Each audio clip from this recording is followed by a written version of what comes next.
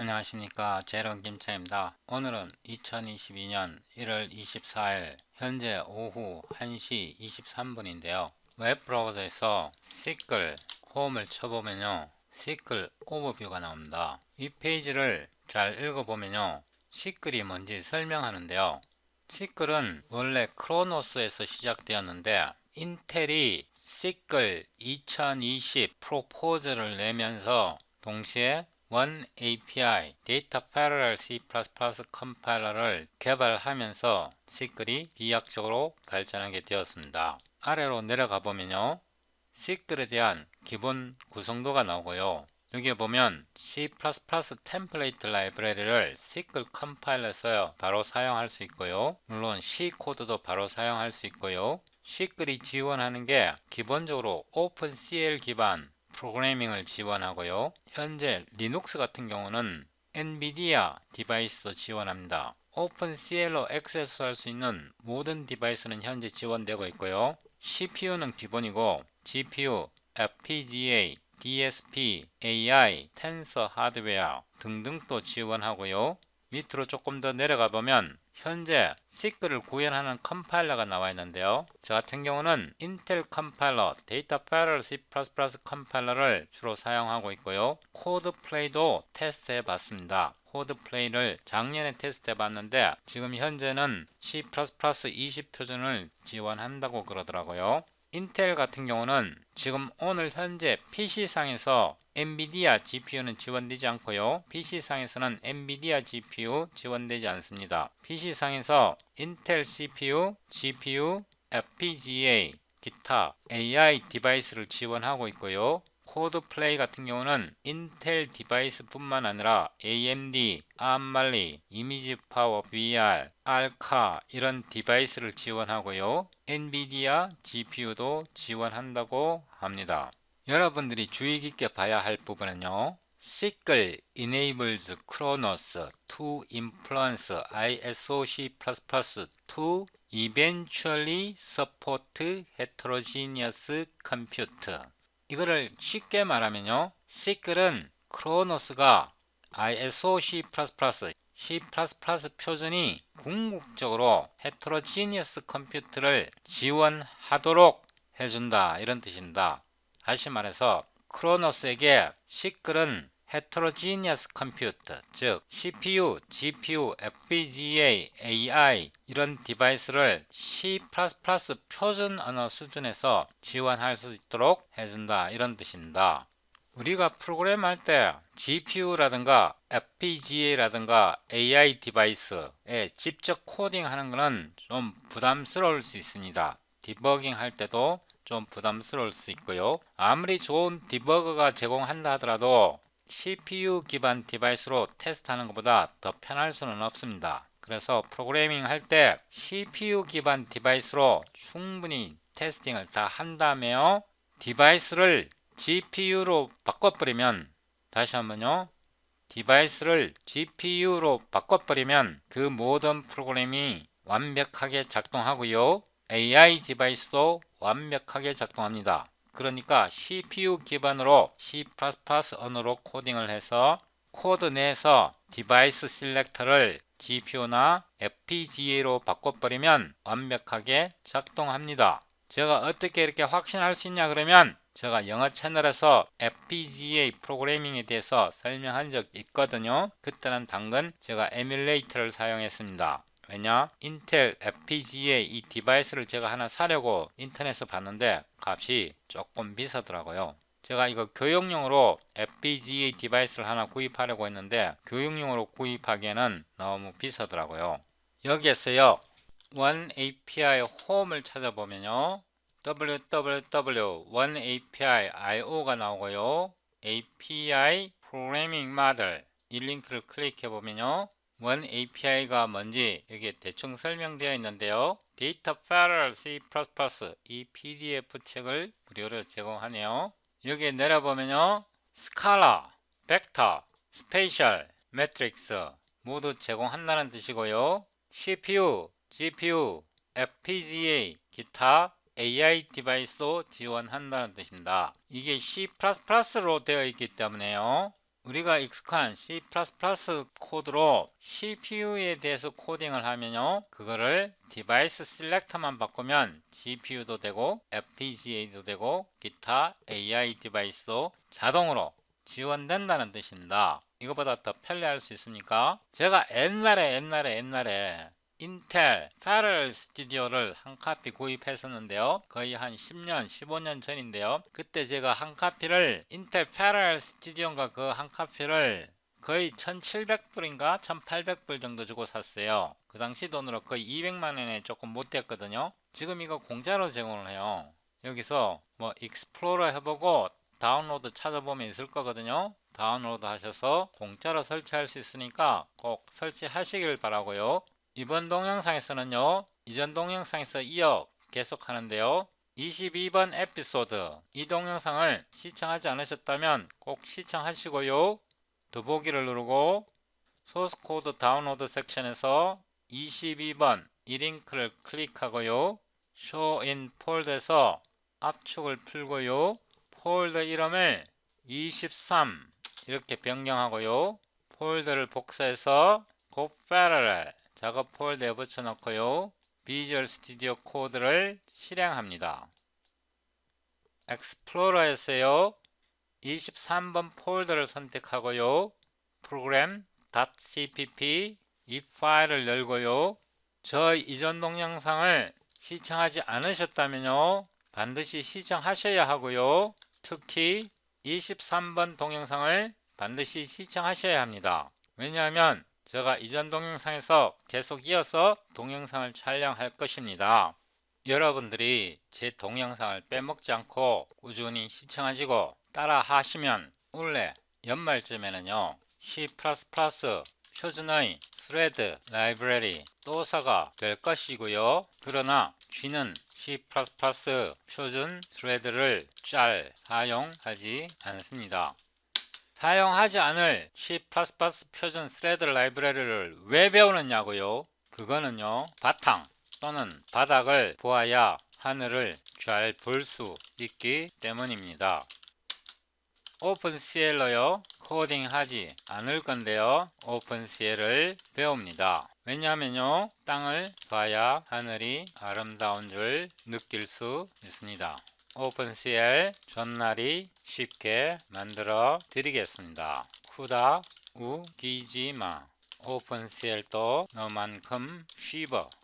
지금부터 제 설명을 잘 들으셔야 하는데요, 일단 이 링크를 컨트롤 클릭하면요, 어마무시한 zip 파일이 다운로드 되는데 150메가입니다. 다운 받지 않으셨다면 다운 받으셔야 하고요, 그리고 저희 이전 동영상도 시청하셔야 합니다.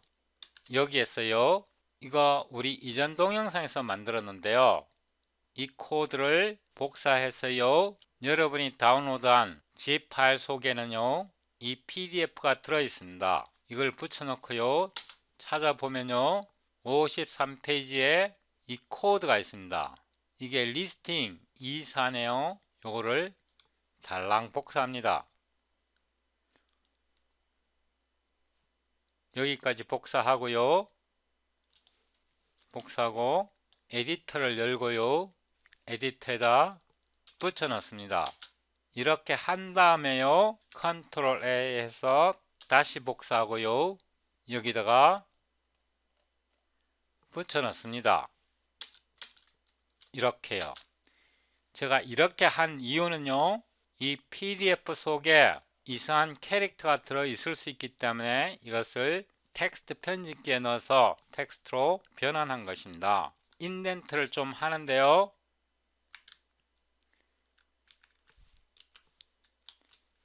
인덴트 하고요, 이 부분도 인덴트 하고요, 제가 인덴트를 조금만 하겠습니다. 이렇게요. 여기도 줄바꿈 없애고요, 줄바꿈 없애고요, 여기서 인덴트 조금 하고요, 제가 천천히 가겠습니다.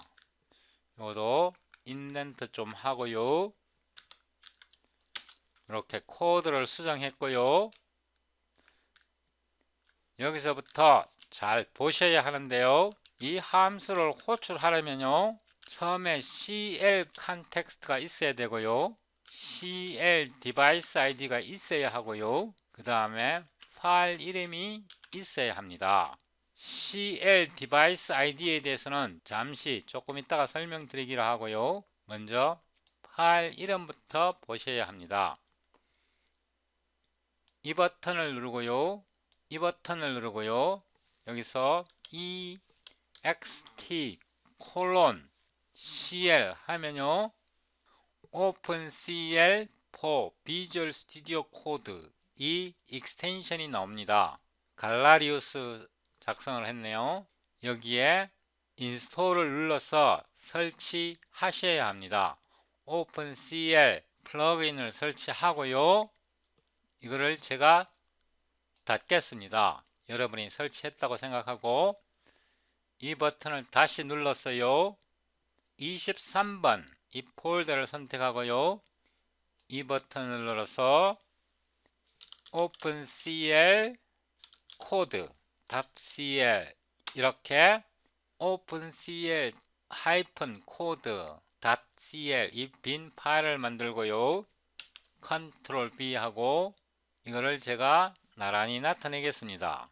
여기에서요. 우리가 이전 동영상에서 이 코드를 만들었는데요. 그래서 여러분이 이전 동영상을 시청하지 않으셨다면 시청하셔야 하고요. 이거를 복사합니다. 복사해서요. 여기다 붙여놓고요. 자, 이거는 OpenCL 코드입니다. 커널 코드고요. 그래서 이제 이거는 필요 없습니다. 그죠? 이거는 필요 없고요. 지웠고요. 여기에서 보면 이 스트링이 이 함수인데요. 여기에서 보면 파일 이름을 만들었고요. create 프로그램에서 CL 컨텍스트와 디바이스 ID 파일 이름을 보내는데요. 제가 이거를 복사해서 여기에 붙여놓고요. 여기에 줄바꿈을 하나 더 하겠습니다. 이렇게요. 그 다음에 이거는 이제 필요 없고요. create program 이렇게 하고요. CL 컨텍스트가 이 컨텍스트고요. 그래서 컨텍스트를 보내면 되고요. 두 번째 디바이스 아이디를 보내야 되는데요. 여기다가 디바이스 아이디 쓰고요. 그 다음에 파일 이름이요. 이 파일 이름입니다. OpenCL-code.cl 그래서 OpenCL-code.cl 이렇게 하면 됩니다. 그런데 디바이스 아이디, CL 디바이스 아이디가 아직 만들어지지 않았습니다. 위로 올라가면요. 위로 올라가면 여기에 우리가 Q에서 디바이스를 뽑아낼 수 있습니다. 그래서 O로 디바이스 이렇게 하고요. Q에서 get device 이렇게 하면 디바이스가 리턴 되고요. 이 부분에 Q get device가 디바이스니까 여기다가 device 이렇게 하면 되고요. 여기에서 이 코드에서요. 우리가 CL 디바이스 아이디를 찾아야 되는데요. 복사해서 웹 브라우저에 검색합니다. 검색해보면요.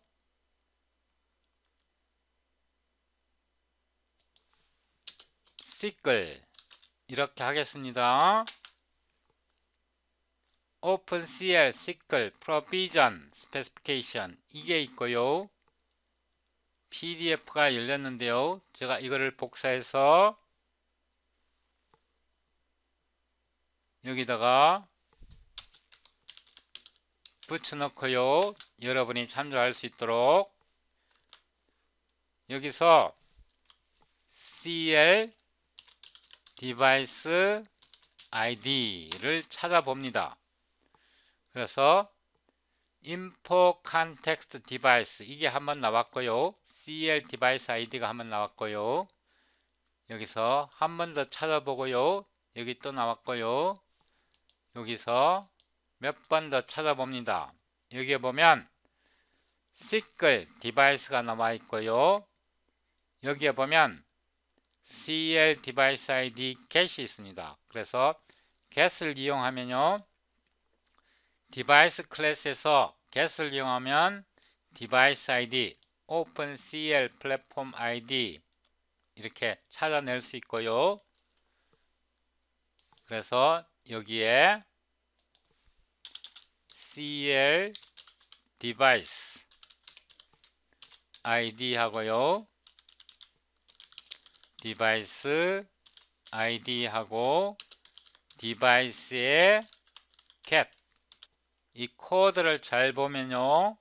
디바이스에서 get을 하면 OpenCL 디바이스 ID가 나옵니다. 그런데요. 이 디바이스 ID는 OpenCL 디바이스에 들어있는 거니까 이거는 프리 또는 릴리즈 하면 안 됩니다. 그죠? 이거는 시크릿에서 온 디바이스를 OpenCL에다 넣은 거니까 이거는 아마 릴리즈 하면 안 될 것입니다. 그래서 이 디바이스 ID를 결정을 했으니까요. 이제 이 부분이 올바르게 작동할 것입니다. 일단 이렇게 하고요.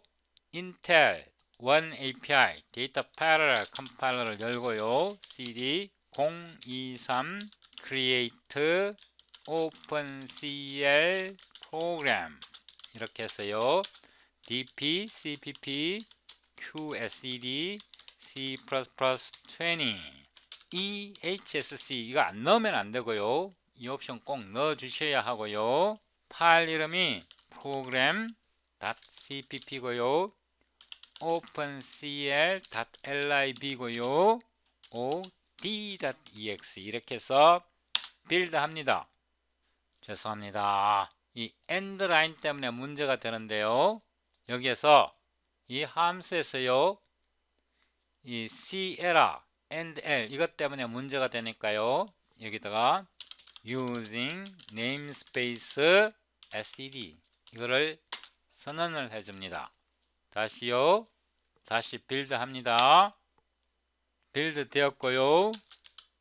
D 정확하게 이전 동영상과 동일하게 작동합니다. 여기서 보면 우리가 vi 값을 vi에다가 vi를 곱하니까 제곱이 되잖아요. 제곱이 되니까 각 엘리먼트가 1이 1이 되고 2가 4가 되고 3이 9가 되고 19의 제곱이 361 맞습니까?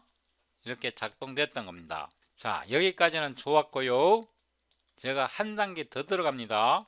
여기에서 제가 버그를 넣었어요. 버그. 그죠? 버그를 넣었어요. 버그를 넣고 한 번 더 빌드 하는데요. 빌드는 됩니다.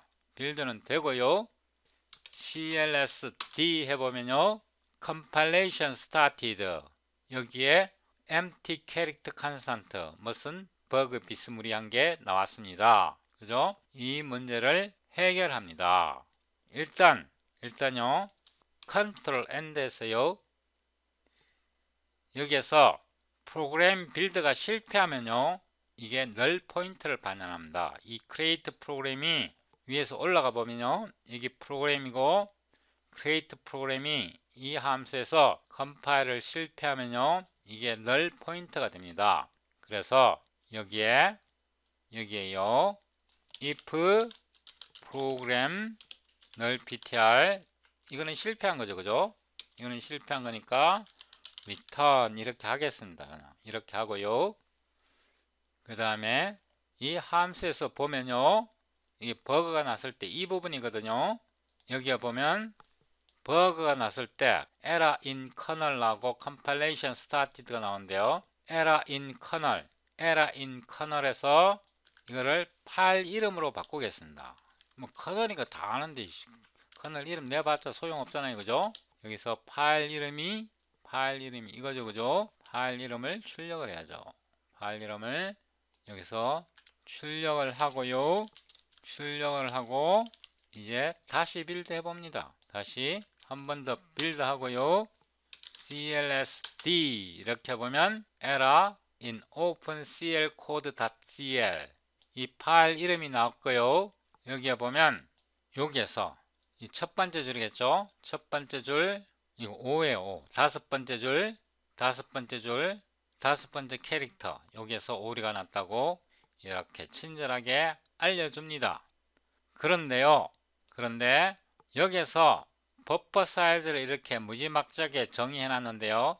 버그 크기가 이 크기보다 크면 이게 문제가 됩니다. 나중에 이 크기가 어떻게 될지 모르니까 이거를 동적으로 결정해야 됩니다. 그래서 이 부분은 disable 하고요.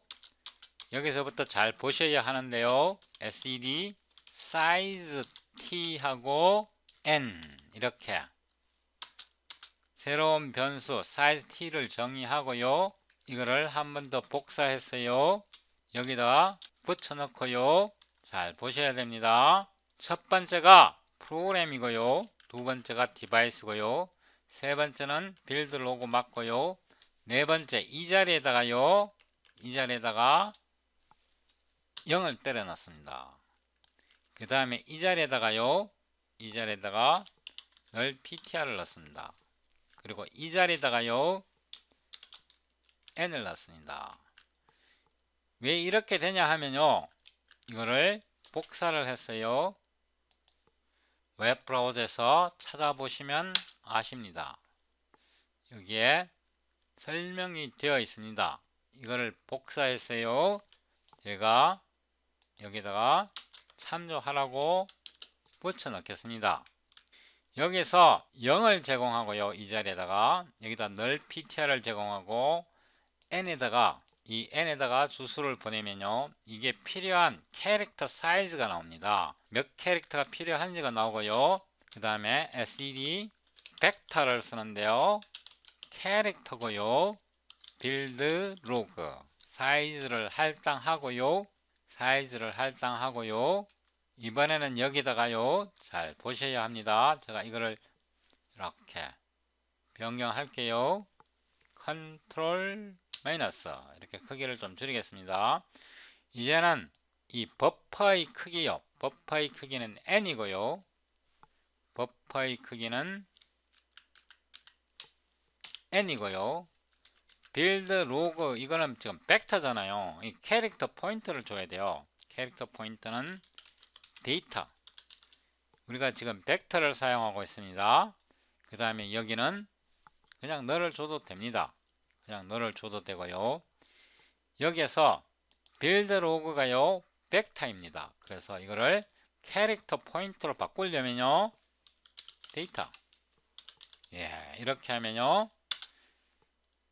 이 벡터의 데이터의 타입은 캐릭터 포인트가 됩니다. 왜냐하면 우리가 캐릭터를 보냈기 때문에요.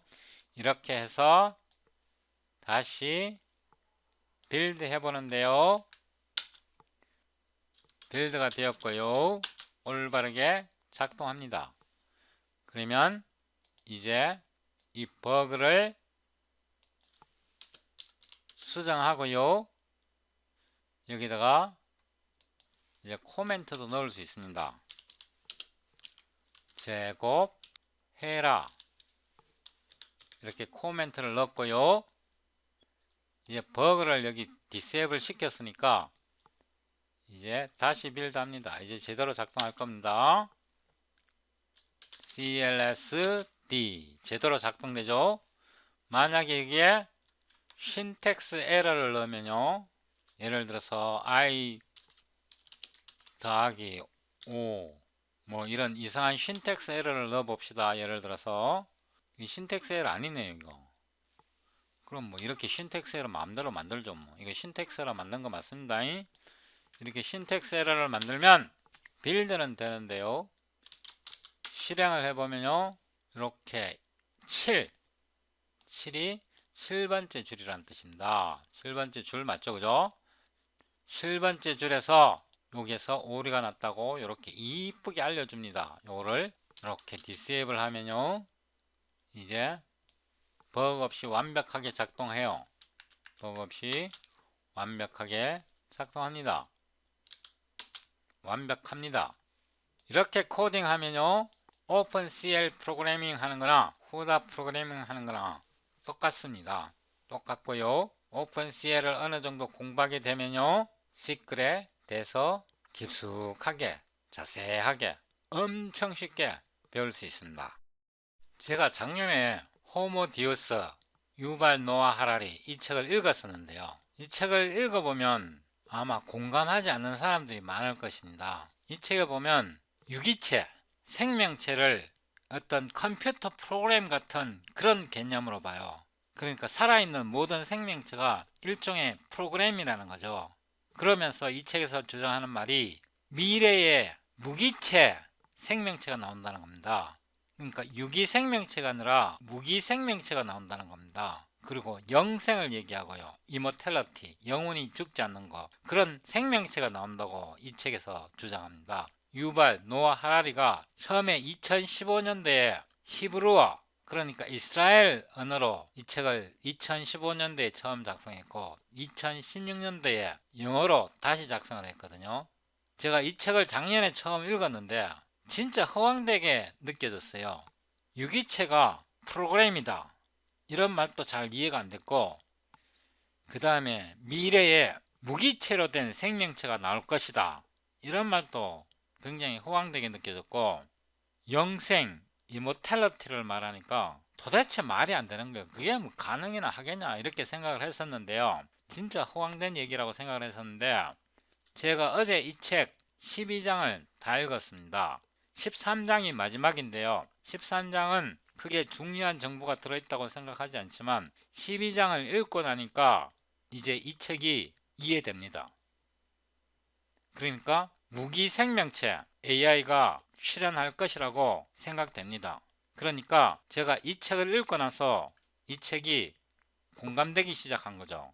참고로요, 이 셀피시즈는 1976년에 초판이 나왔습니다. 리차드 도킨스가 얼마나 위대한 사람이냐 그러면요, 1976년에 이 셀피시즌을 쓰면서 인공지능 같은 그런 새로운 생명체에 대해서 이해할 수 있는 바탕을 만들어 준 겁니다. AI가 지배하는 세계가 올 것이라는 것을 이 책을 읽으면 1976년에 쓴 이 셀피시즌을 올바르게 읽고 이 책을 읽으면요, 제가 무슨 말을 하고 있는지 이해되실 겁니다. 리차드 도킨스 정말 대단한 사람입니다. 1976년 The Selfish Gene을 통해서 인공지능 같은 무기 생명체가 출현할 것이라는 이론의 바탕을 깔아준 겁니다. 이 Selfish Gene을 통해서요. 그래서 제가 어제 리차드 도킨스의 The Ancestor's Tale, Climbing Mount Improbable, Magic of Reality, 그 다음에 Modern Science Writing, 이 네 권을 어제 주문했습니다. 이 Modern Science Writing은 글 쓰는 방법을 설명하는 책인데요. 리차드 도킨스의 책에 너무 홀딱 반해갖고 저도 영어로 아니면 한글로 글 쓰는 방법을 좀 배우려고 이 책을 주문했는데요. 책이 448페이지, 아주 자세하게 글 쓰는 방법에 대해서 설명되어 있는 것 같습니다.